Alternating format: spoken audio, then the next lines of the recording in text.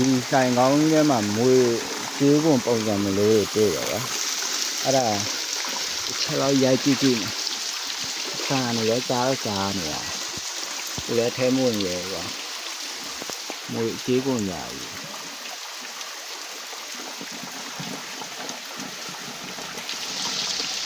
တောက်လျှောက်ပဲပို့ထဲမှာတက်တော့ကြည့်ကြည့်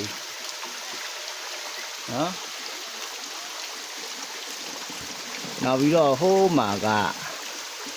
ဘာနဲ့တူလဲဆိုတော့ကြပြီ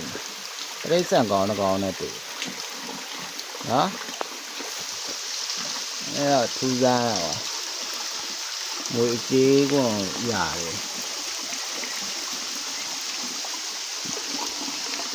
ဒီလိုင်ကောင်းနဲ့တော့ထူးခြားတယ်ဒီဖြစ်လာတယ်